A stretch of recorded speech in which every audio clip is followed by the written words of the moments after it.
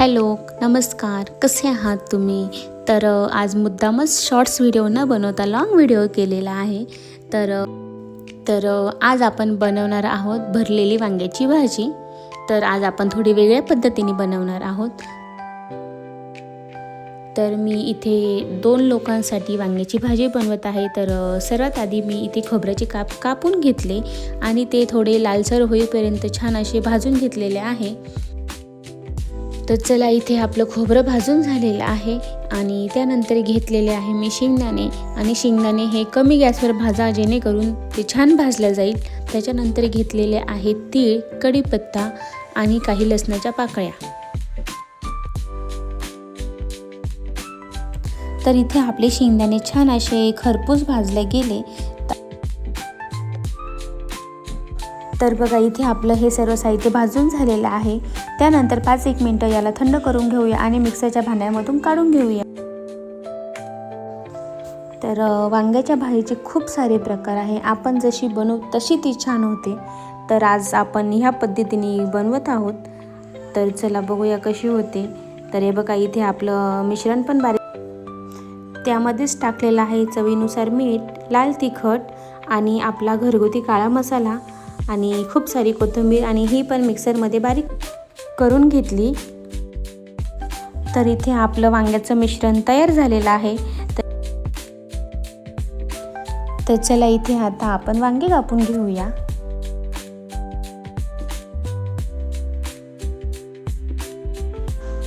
तर मी आज दुसऱ्या प्रकारची वांग्याची भाजी बनवणार होती, पण मिस्टरांची फरमाईश होती की नाही, मला आज मसाल्याचंच वांगं खायचं आहे. मग काय, बनवावंच लागलं. मसाला टाकायचा म्हणजे इतकाही नाही. तर तुम्ही बघितलंच असेल की मी 1 चमचाभर लाल तिखट आणि 1 चमचाभर काळा मसाला टाकलेला आहे. तरी पण बघा किती छान कलर आलेला आहे आणि चव पण खूप छान झालेली होती. तर तुम्ही पण नक्की एकदा ट्राय करून बघा, तुम्हाला फार आवडेल.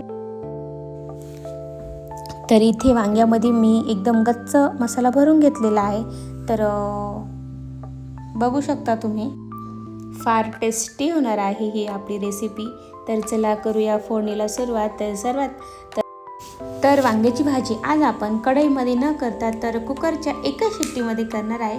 तर चला बघूया. तर इथे सर्वात आधी मी तेल गरम करून घेतलं, त्यामध्ये टाकलेले आहे मोहरी आणि एक बारीक चिरून घेतलेला कांदा. तर कांदा थोडासा लाल होईपर्यंत छान परतून घेऊया. तर आपला कांदा परतून झालेला आहे. त्यामध्ये टाकलेला आहे चिमूटभर हिंग आणि तो पण. तर कांदा छान परतून झालेला आहे. त्यामध्ये टाकूया आपण भरलेले वांगे. तर इथे मी 1-2 मिनिटासाठी वांगे परतून घेतलेले आहे आणि त्यानंतर उरलेला मसाला पण टाकून तो पण 1-2 मिनिटासाठी परतून घेऊया.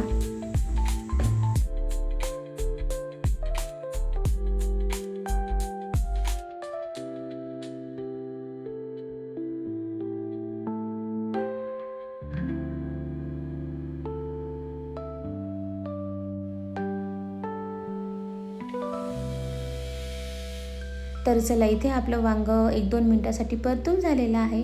त्यामध्ये काहीतरी एकदम थोडं पाणी टाकून तो मसाला एखादा मिनिटभर परतून घ्या. तर इथे तुम्ही तुमच्या अंदाजेनुसार पाणी टाकू शकता. तर चला, इथे आपण लावलेलं आहे आता कुकरचं झाकण.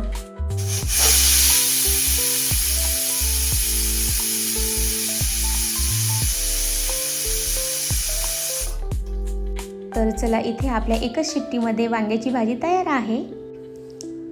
वाव, तर किती सुंदर दिसते आपली भाजी.